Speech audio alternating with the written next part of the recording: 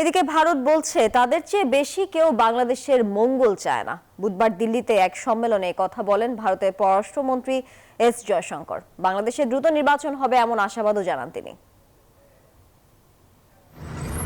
যশোরের বেনাপোল বন্দর থেকে ফেরত আসছে পণ্যবাহী যান। ভারতের সড়ক পথ হয়ে এসব পণ্য যাওয়ার কথা ছিল নেপাল ও ভুটানে। পূর্ব ঘোষণা ছাড়াই হঠাৎ এ পণ্য পরিবহন সুবিধা বা ট্রান্সশিপমেন্ট বাতিল করেছে ভারত। এ কারণে এমন পরিস্থিতি। বুধবার ট্রান্সশিপমেন্ট বাতিলের কথা জানায় ভারতের সংশ্লিষ্ট দপ্তর।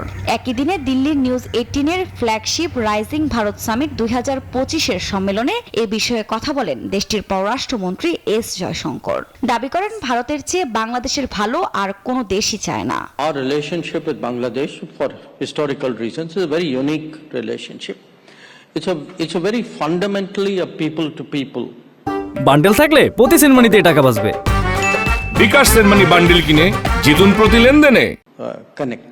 এস জয়শঙ্কর বলেন ভারত ও বাংলাদেশের সম্পর্ক বহু পুরনো। এই সম্পর্ক জনমুখী। বাংলাদেশে খুব শিগগিরই জাতীয় নির্বাচন হবে এমন আশাবাদও জানান তিনি।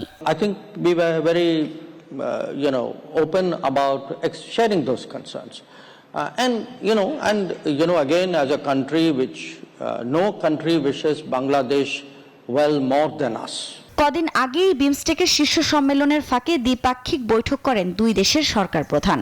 ডক্টর মোহাম্মদ ইউনূস ও নরেন্দ্র মোদীর ওই বৈঠকের কূটনৈতিক গুরুত্ব অনেক বলে মনে করেন বিশ্লেষকরা। কিন্তু বৈরী সম্পর্কের বরফ গলার সুযোগ তৈরি হওয়ার পরও ট্রান্সশিপমেন্ট বন্ধ করল ভারত।